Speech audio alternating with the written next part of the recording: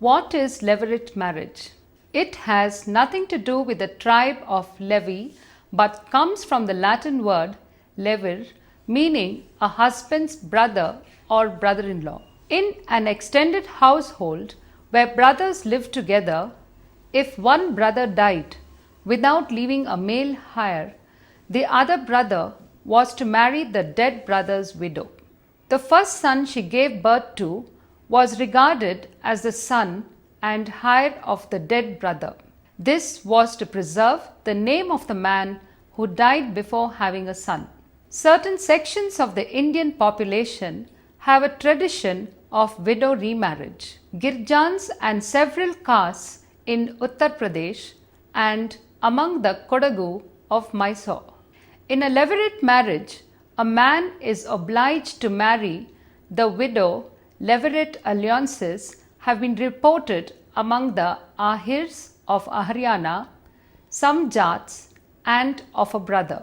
The Kasi rules of marriage allow the matrilateral cross-cousin marriage, but levirate, marriage of a widow with a husband's brother, or surrogate, marriage of a widower with his wife's sister, marriages are not allowed. They do not also practice hypergamy, that is, woman's marriage into a group higher in status than her own group. Polygamy, a man's marriage to more than one spouse at a time, as well as polyandry, a woman's marriage to more than one spouse at a time, are unknown among the Kasi. A man may have a mistress. Among some sections of the Kasi, children from his mistress equally share inheritance rights to the father's property if any is acquired by him with other children in the family. India.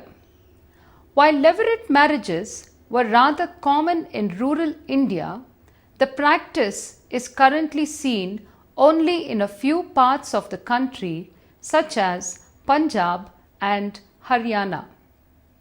It is thought that the tradition dates back centuries in societies that did not provide any work opportunities for women outside of the home.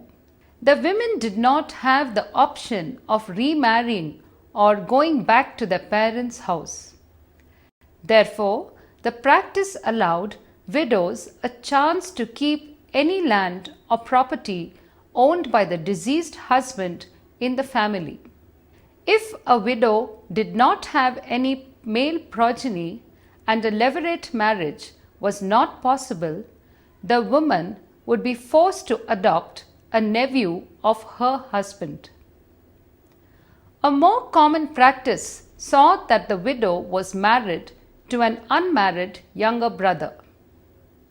Low-key ceremonies were held where families from both the widow and the husband's side gathered. Today, this type of marriage arrangement is only seen in remote rural regions. Africa. Africa also acknowledges levirate marriages.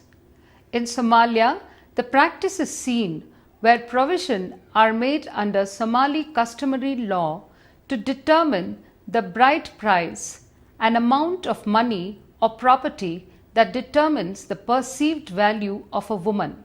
In northern Cameroon, the Mambila recognize the inheritance of wives where levirate marriages are practiced throughout the tribe.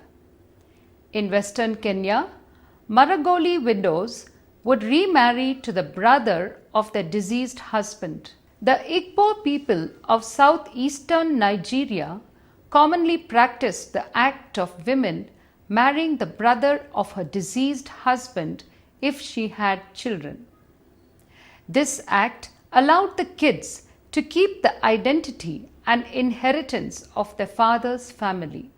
While it is not as commonplace today, the practice is still alive. The Yoruba, the Igbo, and the Hausa Fulani embrace the custom. In South Africa, the Levirate marriage was called Ukungena and was upheld mostly in the past. As an increase of women's rights awareness had spread through the countries, the number of women that follow the obligation to enter such a union has fallen. Some of the last cultures to follow the custom was the Zulu, who once heavily believed in levirate unions and the ghost marriage, which meant that a deceased groom was replaced by his brother. Historical records show that levirate unions took place in the United Kingdom as a way to preserve alliances that were created through marriage. This was perceived as a method of protecting the social status of royal spouses. For example, after Arthur, the Prince of Wales, died, his widow, Catherine of Aragon, was allowed to marry his younger brother, who happened to be the future Henry VIII. This type of marriage also took place between Mary of Teck and the future George V following the death of his older brother, Prince Albert Victor, the Duke of Clarence and Avondale. Understanding the purpose of the levirate marriage and its symbolism. One of the ancient institutions that have persisted since archaic times is the levirate marriage. Here is a brief synopsis of the institution and its underlying rationale. Life of a widow in the ancient world was precarious at best. Having no inheritance rights, she was easily exploited and was frequently reduced to abject poverty and prostitution. Many ancient civilizations from India, Africa to the ancient Near East utilized the levirate marriage as a means of protecting the brother's wife from being exposed to poverty. Society expected the surviving brother of a deceased man who lacked an heir to marry the widow. It is interesting to note that according to the Kabbalah and Hindu folklore, the soul of the dead brother is reincarnated in the body of child his wife is carrying. The offspring from their marriage were considered children and heirs of the deceased. In a society that defined the importance of a woman in terms of her ability to bear and raise children, the levirate marriage enabled a woman to be fulfilled. This law served to guarantee the deceased brother's wife a place in her husband's family and protected her from exploitation. This law was consistent with the biblical ethos calling upon the community of God to remember and care for the sojourners, the fatherless, and the widow. During the early period of Israelite history, this practice was not considered optional but a duty to be faithfully carried out. For the brother-in-law, the levirate marriage was not without its downside. By observing the law, he could actually damage his own estate, for it could be either diminished as a result of siring a son who would co-inherit with him. Likewise, it would be his to take responsibility for the widow as well as managing his dead brother's land, not to mention and be financially responsible for his sister-in-law as his wife. However, families took great pride in providing care for all its members. The duty to take care of the widow was considered to be a morally important duty not to be casually disregarded. Performance of the levirate was considered by ancients to be a truly magnanimous act on the part of the living brother. He was assuming obligations without necessarily deriving any corresponding benefits. It was an act of kindness not only to the widow, but it also witnessed to the dignity of the deceased individual, for his name would be perpetuated among his people. The sacred biblical framers realized that not every person would be willing to observe the institution described above. A mechanism was set in motion that would allow the widow to remarry anyone of her choosing, but she could not do so without the assistance of her brother-in-law. A special ceremony known as halitza provided the means by which a brother-in-law releases himself of the obligation to marry his deceased brother's wife should the brother have died before producing offspring. The ceremony involves taking of the brother-in-law's shoe as he hands it to his deceased brother's wife to release her from the duty of marrying him in order to produce a name for his brother. The woman is then free to marry whomever she chooses. In Deuteronomy, the law reads, "Then his brother's wife shall go up to him in the presence of the elders, pull his sandal off his foot, and shall spit in his face." Quite literally. Commentaries softened the text to mean that she should spit toward him. In the story of Ruth, her liver removed his shoes, and by doing so, removed any interest that he would have in taking care of Ruth's land and household. This enabled Boaz to become the next in line to perform the levirate marriage. A widow removed his authorization to administer the land of her household. Spitting among Bedouin Arabs is still often a cause of blood feud. Since antiquity, macho societies of the Near East considered being spat by a woman is even a greater dishonor and humiliation. Nevertheless, in this case, the Torah protects the woman, and there is nothing the kinsman can do. But why the humiliation? The purpose is to embarrass the liver for not carrying out his duty in front of the community, which was held at the entrance chamber of the city, where all the town officials and magistrates sat. In an honor-based society, where pride and respect are qualities men will fight and die for, the ceremony described must have had a sobering effect on a society which placed the good and welfare of the family over that of the individual. Only a selflessly devoted man who had no interest in personally profiting from the deceased's estate would be willing to raise a son whose name would perpetuate the deceased and not his own. Thus, the failure to observe this law reflected a lack of brotherly concern and was looked upon with contempt by the widow. The pulling off of his shoe was meant to embarrass the next of kin. Recent trends.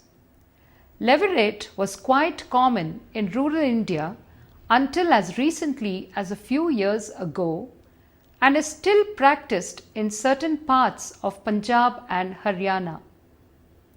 It is called latta odna in the Jats of Haryana, latta being the Haryanvi word for a cloth that women used to cover their heads and faces, and odna translating as covering or wearing.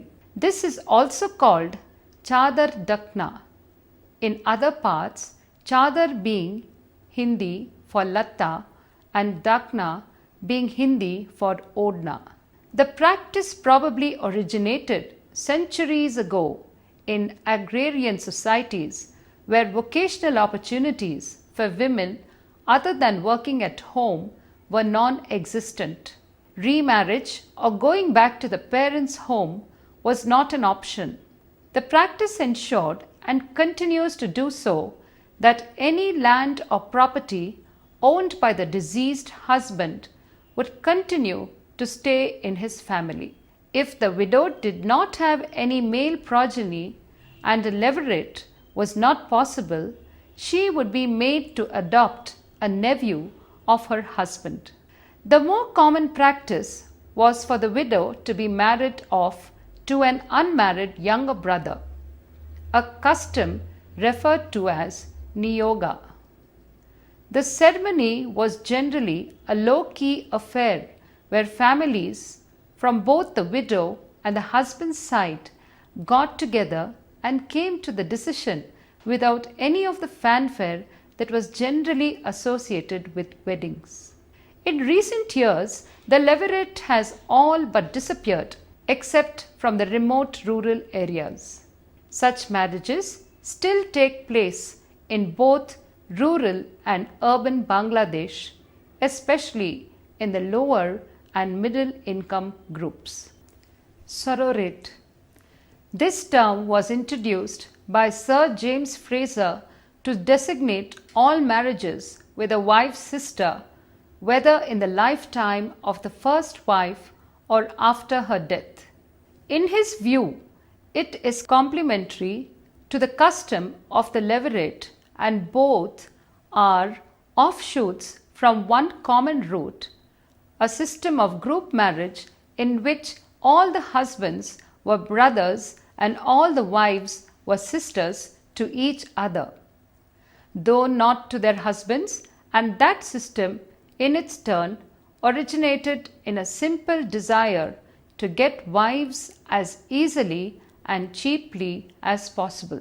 It is to be noted that in cases where fraternal polyandry is permitted, the wife of the eldest brother is the common wife, while the wife of the youngest brother belongs to him alone, and that in societies where a definite relation as the cross cousin is prescribed for the eldest son, the youngest son is free to marry whom he will or can within the more general rules of exogamy, so that the wives of the younger brothers in such cases do not or may not possess the status required for the wife of the eldest brother, while the younger sister of the late wife would possess that status. In the case of the matrilineal garos, marriage with a prescribed relative, the cross cousin, the son of a woman's mother's brother, is binding only on the youngest daughter. No rights are conferred by marriage with the elder daughters. It is further to be noted that as with the Balla, the Illa speaking people, a woman though married may be called to leave her husband and her children to become the wife of her late sister's husband under the surrogate regulation. In India, it is generally the wife's younger sister who is taken as a second wife when the first wife is barren or suffers from an incurable disease. In advanced communities, marriage with the deceased wife's sister occurs for practical reasons when there are young children to be brought up.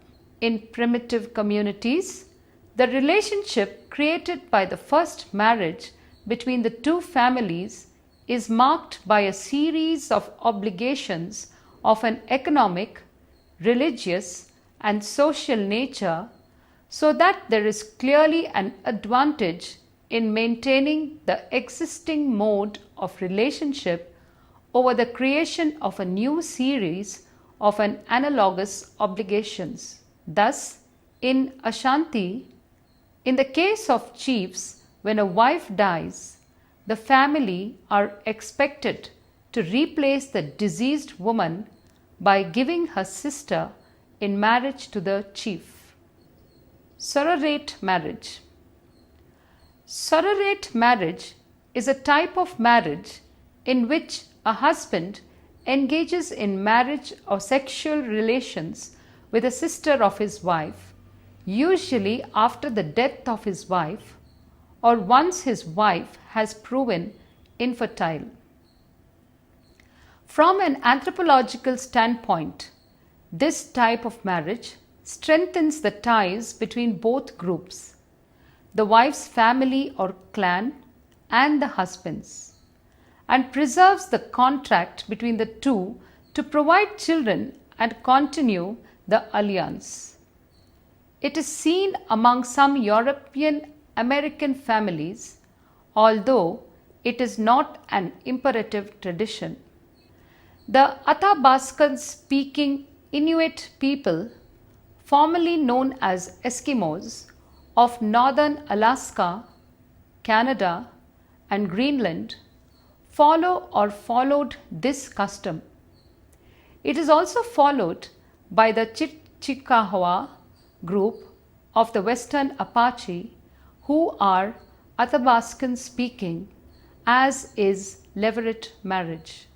Surrogate marriage is also practiced by the Sioux, Lakota tribes and some Western Mono tribes in California, such as the Waxahachie or Waxahachie. Surrogate marriage is also practiced by the Swazi people and for the same reasons as stated. This type of marriage is also made in Bhutan. The former king Jigme Singh Wangchuck, the current king's father, is married to 4 wives, all of whom are sisters. There is also evidence that surrogate marriage existed in ancient China. Levirate marriage and junior surrogate marriage are permitted for the Hindu Banya caste. Levirate marriage was encouraged among the ancient Jewish cultures. To conclude, Levirate marriage can, at its most positive, serve as protection for the widow and her children, ensuring that they have a male provider responsible for them.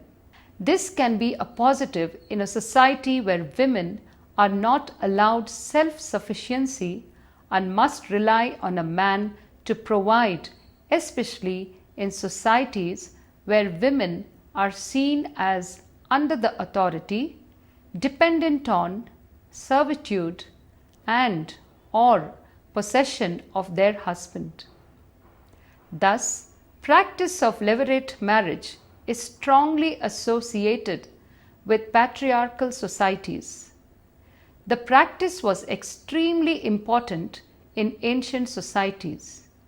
Example, history of ancient Arab Near East, and remains so today in parts of the world. Having children enabled the inheritance of land, which offered security and status. A levirate marriage might only occur if a man died childless in order to continue his family line.